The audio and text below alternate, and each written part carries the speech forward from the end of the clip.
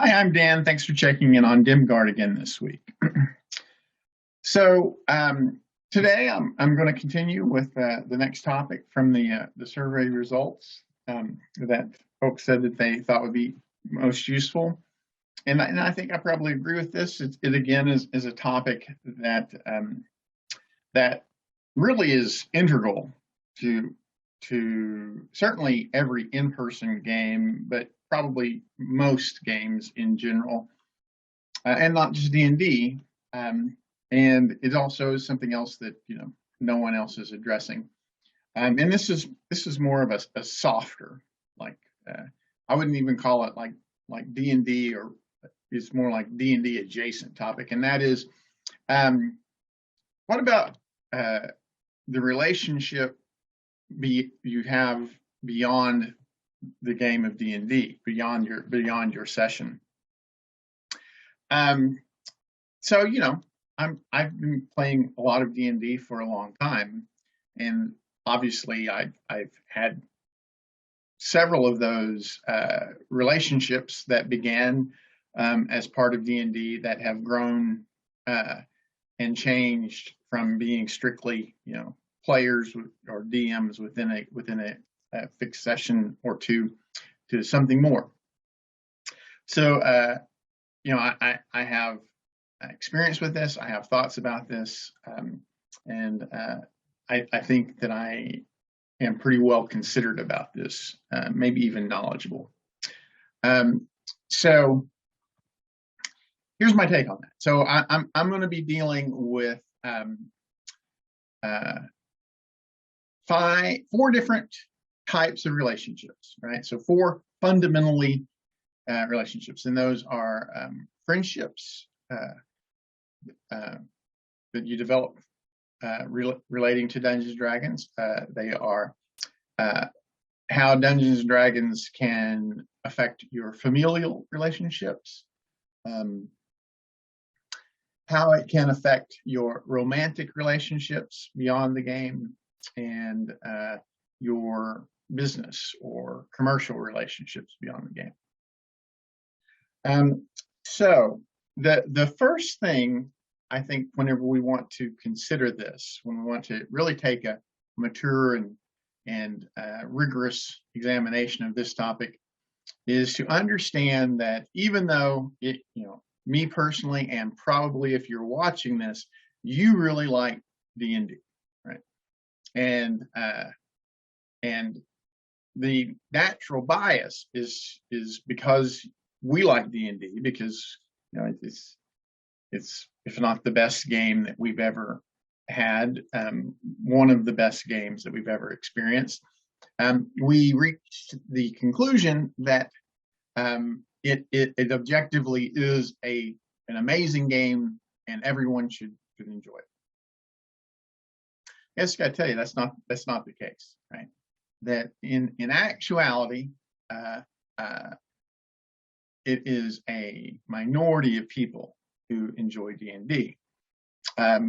It's even a majority. It's even a minority of people who enjoy playing games, right? Like if you were to grab a random sampling of console gamers and MMO gamers and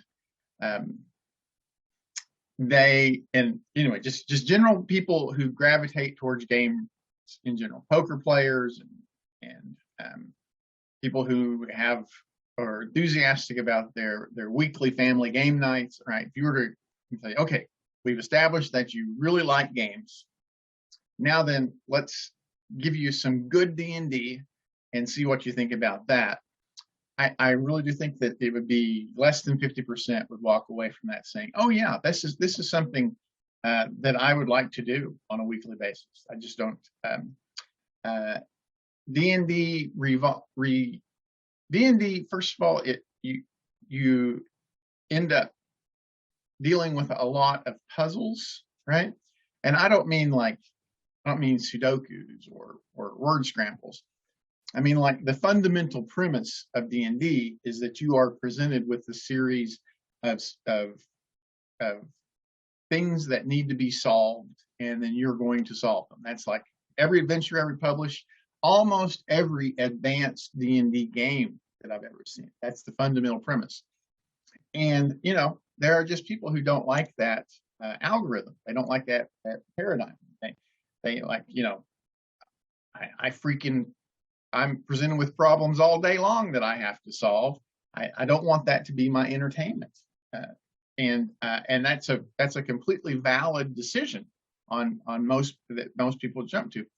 But then also within the context of D&D, if you even get past that point and you say, okay, let's establish that these are going to be, that the premise is enjoyable, where you're going to be presented with a series of challenges and you're going to come up with solutions for that. The way that D&D is structured, where it is conversational and at the same time involves a great deal of aggression, right? Like almost all D&D adventures involve fighting monsters or bad guys, and some people just don't like the idea of fighting even though it's involves dice and it occurs only in the imagination. There are a lot of people, I don't know if the majority, but a lot of people who just shy away from that. Even when there are video games that like I thought Grand Theft Auto was the most amazing thing, and the majority of people in my circle who their first reaction to Grand Theft Auto is like, oh my God, that's so violent, and it's such graphic violence, and that's what you get in D&D too, right? Like particularly good D&D is going to involve a lot of graphic violence, a lot of really good description of objectively violent interactions. So anyway, all that to get to the point that before we even get into a discussion of how D&D is going to affect our relationships, we need to understand that most people that we are going to encounter are not going to really like D&D, certainly not as much as we do, right? So with that in mind, we will look at first at friendships, right? So this can go one of two ways whenever we're talking about friendships in D&D. So you have a good friend, you really enjoy D&D, and you decide, I want my good friend to start playing D&D with me, and that's great. And I see this successful a lot. Right? This is of the various things that we are going to be examining. This is probably the most successful situation that I do see, and so I encourage you to do that. If you have good friends that you are comfortable with, and you think that there's a good chance they would enjoy D&D, then by all means, I think that you should encourage them to try it with maybe even the expectation that they will enjoy D&D, and then it will become another element of your friendship, an experience that you can share and strengthen that friendship. The more common interests you have with a friend, the stronger that friendship is going to be, right? So I definitely recommend that, and I think that you may have some success with that. However, you do need to understand coming into that if your friend turns out does not like D&D, that should not impact the other elements of an otherwise good friendship, right? That the fact that they don't like D&D should not be considered a personal affront to you, or in any way compromise whatever the other shared interests you have that you built that friendship upon. Going the other way, I see this a lot. I see people who, both personally and in interacting with other players, they're like, yeah, I really like some of these people and would really like to be for our relationship to grow beyond that as a friendship. I think that they are interesting people. I would like to, I would like to hear their opinions on other things besides just this, how to solve the game elements that they're exposed to. And this can be successful too. However, I don't want to disparage relationships that do not grow beyond that scope, right? There are people that I play D&D with, at conventions especially, but in other aspects too, that has never been beyond playing D&D with them, and that doesn't mean that playing D&D with them is bad or lesser than or anything. It just means that that's what we do, right? Like that is the scope of our common interests and our friendships, and we enjoy that. And I don't want to imply that is in any way a bad thing. However, there are also people that I have gone beyond D&D with, and have established some of my most enduring, longest lasting friendships with.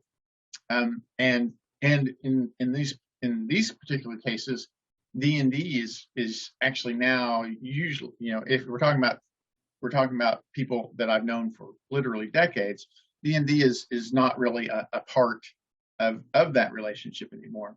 Although it was integral to the founding of those friendships. And I really do hope for literally everybody that you can establish that. So I would say this: there's a saying that is very true. If you want to make a friend, then be a friend, right? So if there are people that are involved in your games and you think, yes, I would like to expand this beyond this game. I would like to have dinner with them or go to movies with them or take our kids to the park together or whatever the things that you think, oh yeah, I would like to do this with them beyond D&D.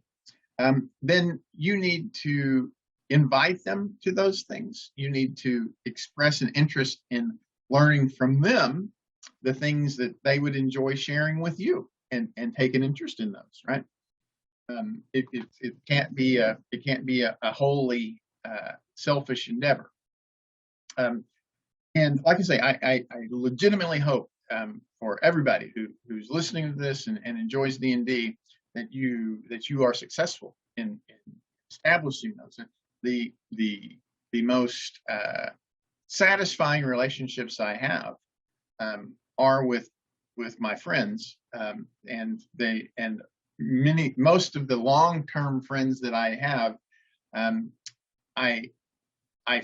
D&D was integral in the formation of it. We first became friends because we were playing D&D together, and then it grew beyond that.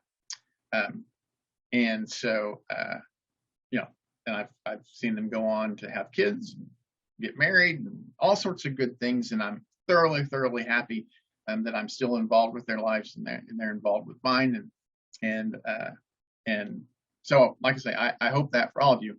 But so the steps to get there are to take an interest in that, what's going on in that person's life beyond D&D, and share what's interesting in your life beyond D&D, and invite them to participate in that, and then carry through for that, and also have a willingness for D&D to take a less important role, right? As the other elements of your friendship evolve, then the weekly game or whatever game it is that you're involved with them. I would also note that this is much harder to do when we're talking about online gaming, right? So if you are meeting, via Roll20 or Discord or however, there's just a much narrower range of possibilities, right? Like if you're meeting in person, it's not a Herculean challenge to say, you know what, we should all go we should all go before and have a sandwich, or we should all go afterwards and grab an ice cream, right? Like that is not all. Then it's like Bill, we should meet for a sandwich before next Tuesday's game, or after the game we should hang out a bit, maybe watch a movie or whatever. So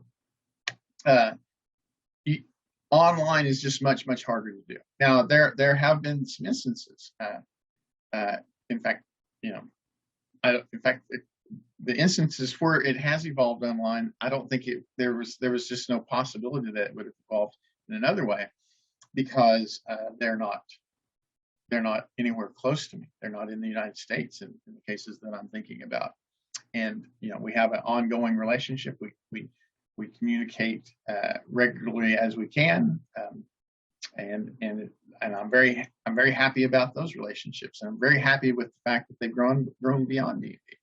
And so I was saying, right. So moving on, familial relationships, and what I'm thinking about here is what I see a lot is parental units who enjoy D&D, bringing in their youngsters, their child units, to share that experience with them, and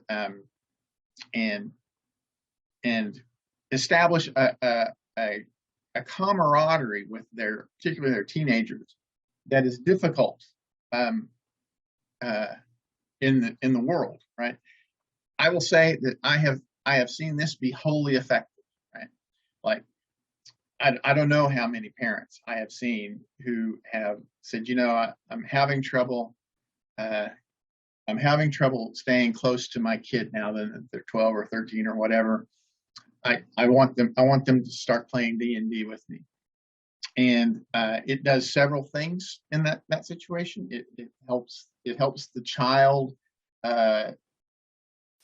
It helps the child establish themselves as an individual outside their child-parent relationship, and because they're able to do that, they're able then to communicate with their parent in a way outside that parent-child relationship, and then that can spill over, right, into non-D&D situations.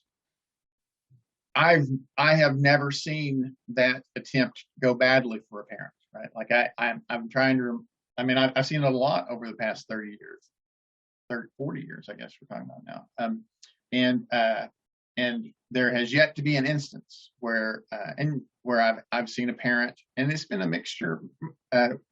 There's definitely, we're talking about a majority of fathers versus mothers, but there's a good mix of mothers, and very often mothers have deliberately decided to take up D&D so that they can establish this very mechanic with their teenage children, or early adolescent children, I should say, because I've seen it as early as 10 or 11.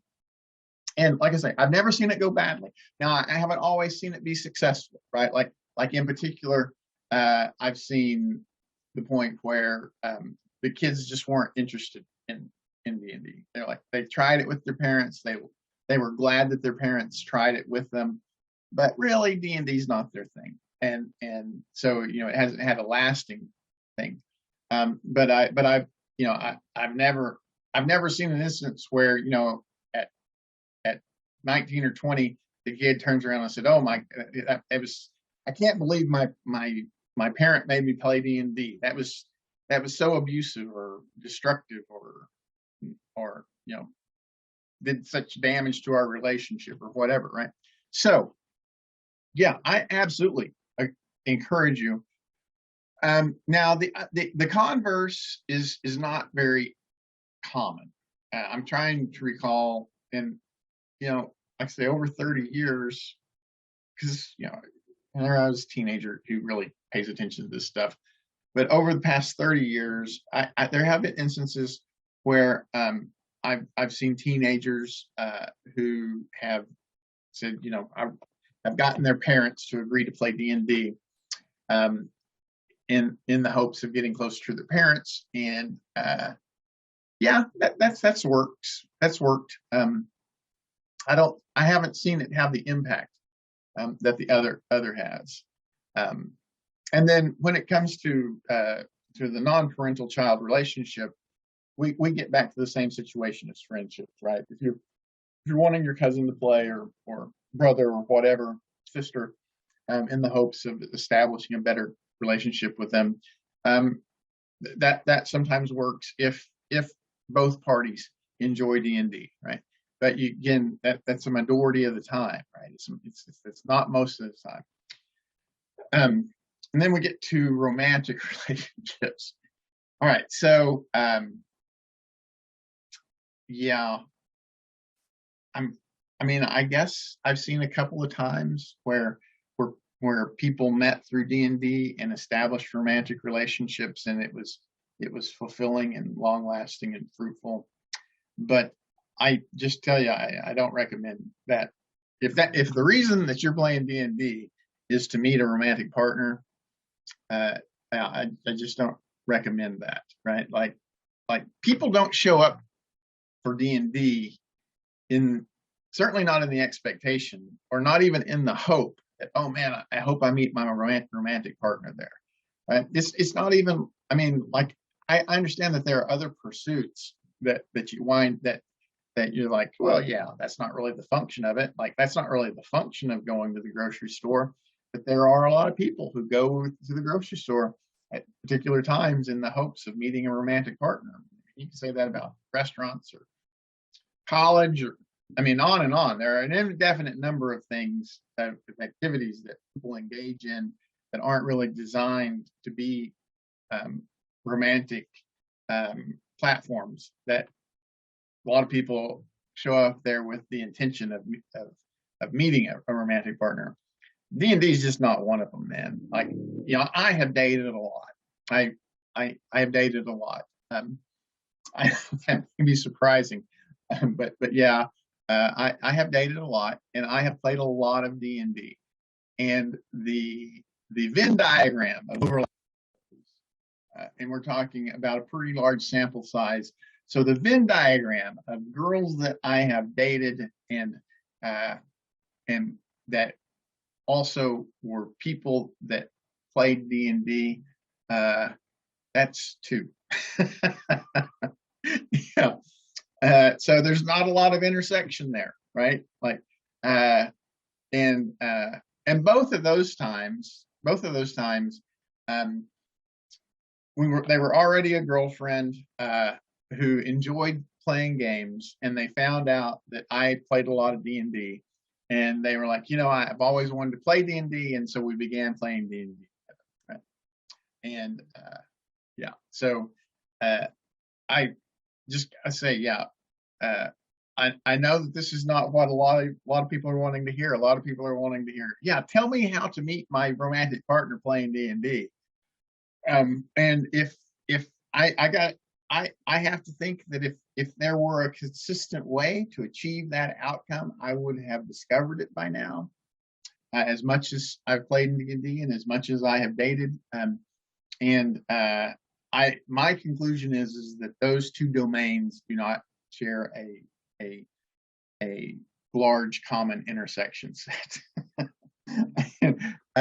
So yeah, then we get to business relationships.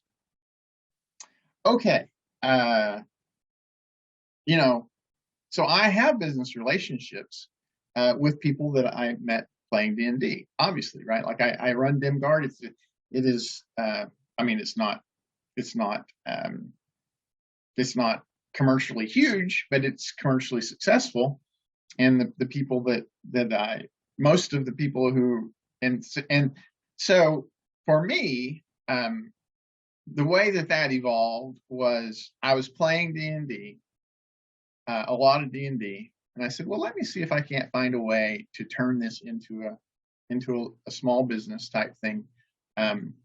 And so those already established relationships, some of them became converted into business relationships.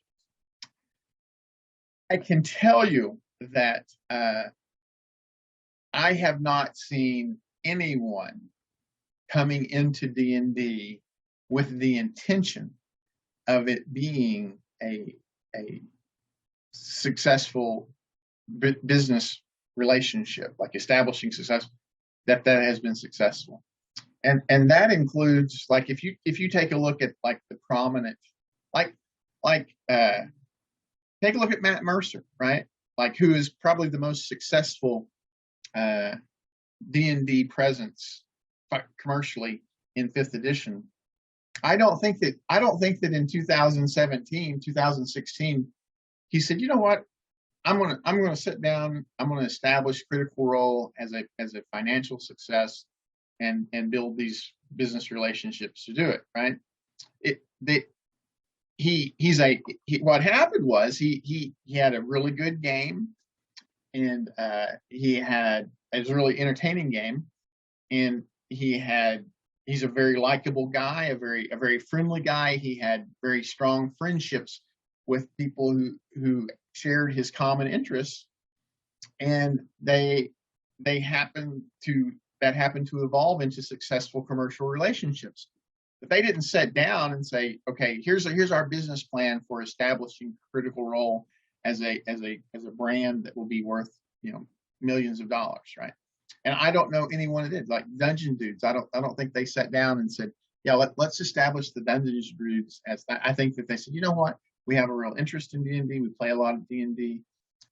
Let's go ahead and start making some YouTube videos and stream our games, Dungeons & Dragonheim, and then from the success of their D&D game, then business relationships naturally evolve. Right? And what I do see is, I see people occasionally like injecting themselves into the community of D&D players with the very clear intent of saying, okay, I'm gonna figure out a way to make this a commercial enterprise. And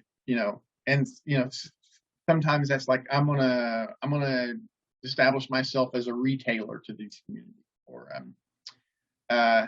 and I have never seen that intent be successful. Right? I've never seen that intent be successful.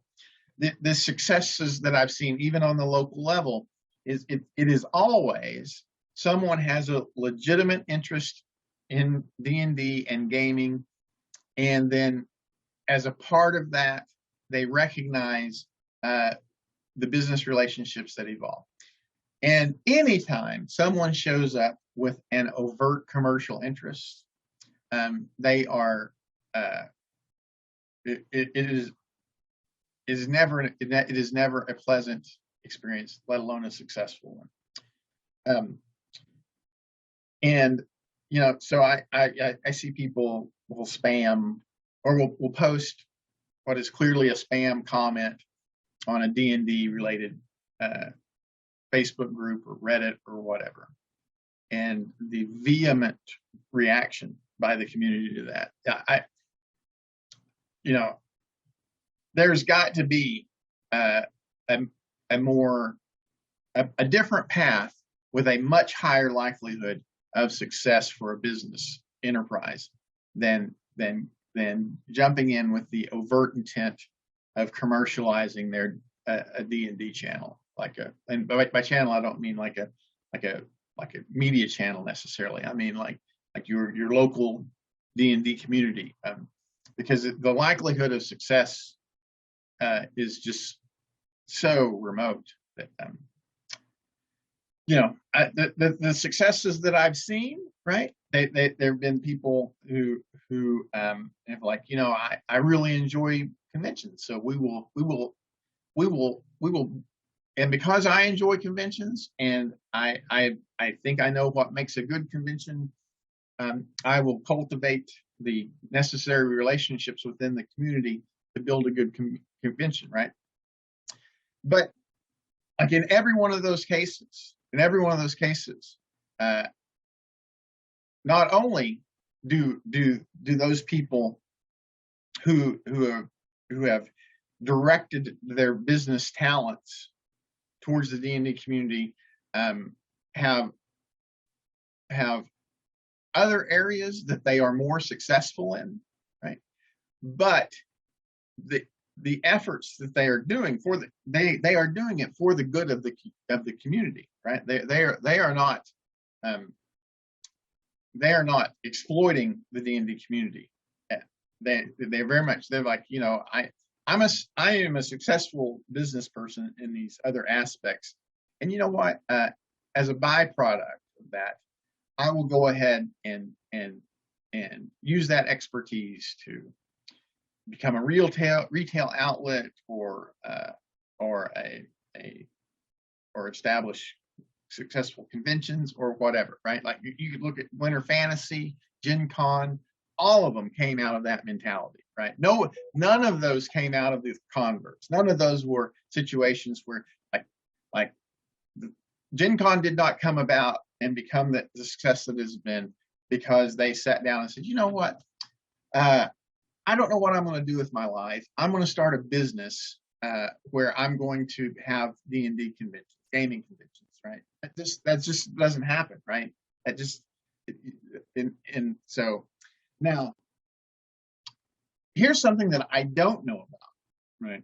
That I see when it comes to commercial relationships in D&D, and that is professional DMs, right? So there is a small population, like if you go on to Roll20 or Reddit or any of the media channels, there appears to be a small population of people who are attempting to make their living by being professional dungeon masters, professional DMs, holding games where people pay them to be the DM. And to be honest with you, I just don't know if that's viable. I just don't know if that's successful. I've hired a few of those. Like there have been times whenever I just like really wanted to play D&D and could not find it. And so I was like, yeah, I'm going to go online and I see this person advertising as a professional DM. I haven't found those experiences to be bad experiences for me. I didn't find them particularly better or worse than the more traditional games that I've played. I do know that there is a rather overt hostility amongst the D&D community towards overt professional DMs. Like I fairly routinely hear people say, "I would never pay someone to be the DM. That is just wrong, right? Like morally wrong." I don't agree with that, by the way. I don't subscribe to that belief, but I do understand that belief. Like I do understand the idea that that DMing or that D&D is a community, and within that community, people should be you need a DM, right? But that is both an opportunity and a service by the DM, and not something that should be financially rewarding for the DM. So I don't know. So just back to what I was saying. If you know of successful professional DMs and would be inclined to share that experience, that would be a great topic for discussion. The comments are open for that, and the converse as well, right? Like if you've had a particularly definitive experience with professional DMs that you would be inclined to share, I think that would be useful information, certainly for me. And then on a more generally, if there's anything in this that you would like to comment on, if you think that I'm completely wrong when I talk about the possibility of about how narrow the possibility is of finding a romantic partner through D&D.